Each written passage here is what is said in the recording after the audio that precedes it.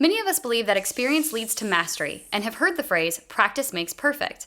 But early education pioneers would argue that experience is not enough. We do not actually learn from experience as much as we learn from reflecting on experience.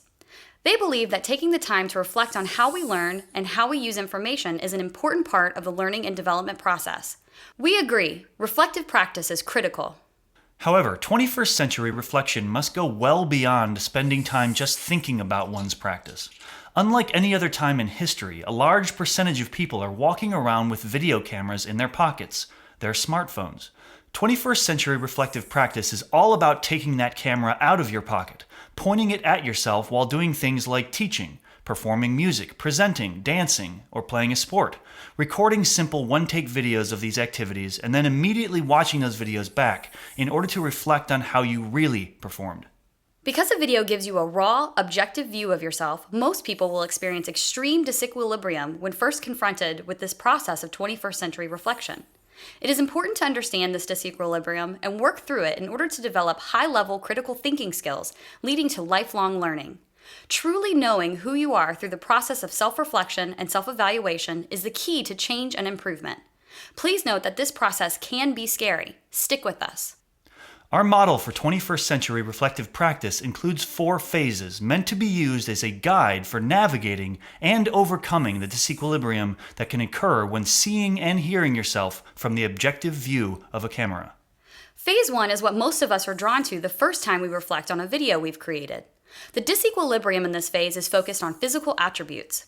It is common for learners to be completely consumed with things like their clothing, hair, and general look. For some, the shock of seeing oneself on video can cause extreme discomfort, so much so that one might say, "That's not what I really look like," and avoid any additional reflective practice involving video. It is absolutely critical that you do not allow any discomfort felt in phase 1 to sour you on reflective practice. You must move past the physical evaluation and can do so in one of 2 ways. First, you can make changes to your hair, clothing, or general look. Second, you can learn to accept the things that can't be changed. This is you. This is what you look like. Celebrate the things you do like, accept the rest, and move on to phase 2. Phase 2 is focused on our behavioral attributes.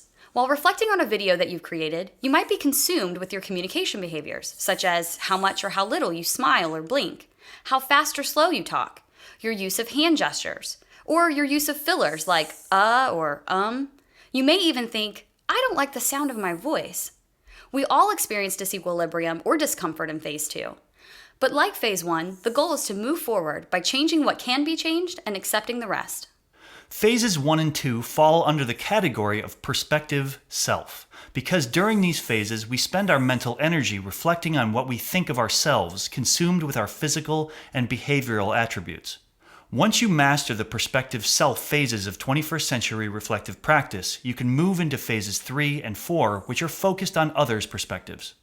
In phase 3, we spend our mental energy thinking about how others might perceive us.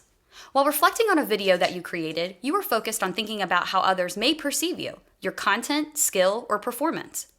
During this phase, you begin to notice things like how expressive you are, the amount of passion you display, and the confidence you exude. Similar to the first 2 phases, it is critical that you look closely at yourself in order to build upon your strengths and minimize your weaknesses. In order to become more comfortable with your performance, attention should be paid to the emotional expressions that could impact your potential audience, thinking about it from their perspective. From phase 3, we move into the final phase. Phase 4 is focused on feedback, specifically wrestling with the disequilibrium or discomfort we experience when receiving it. There are 3 main types of feedback you can expect in phase 4. The first is called unsolicited feedback. Posting your video on social media or sharing it with others will likely result in someone responding with either positive or negative feedback. So, you've shared the video but have not directly asked for feedback. At first, most unsolicited feedback, unless it's overwhelmingly positive, will cause extreme disequilibrium. For example, if you share a video and someone responds by saying, "You look angry, you should smile more," you will likely feel upset or perhaps even a little angry. When this happens, it's important to apply the same formula we used in phases 1 and 2. Change what can be changed, accept the rest. The second type of feedback comes from comparing the products of others to your own. In other words, looking for models. Let's say you are creating videos about dancing. In Phase 4, you would find and review dance videos created by others and then review your video again to see how it compares. If you think your video doesn't quite measure up, perhaps you could have added more moves or improved your steps. Use that feedback to work toward making those changes. The third and final type of feedback is solicited. This is the most advanced and can be the most intimidating because we are directly asking others to look at our video and provide an honest, critical response. This should not be an arbitrary or rhetorical activity. You should not ask in anticipation of receiving only positive feedback. You should ask and expect to receive critical feedback that you can hopefully use to improve your craft. After receiving solicited feedback, you should review and reflect on your video again and make changes accordingly. Keep in mind that all feedback is important in this model and should at least be considered. You know that you have mastered Phase 4 when you are able to receive both positive and critical feedback from others, and you use that feedback to review and evaluate your videos.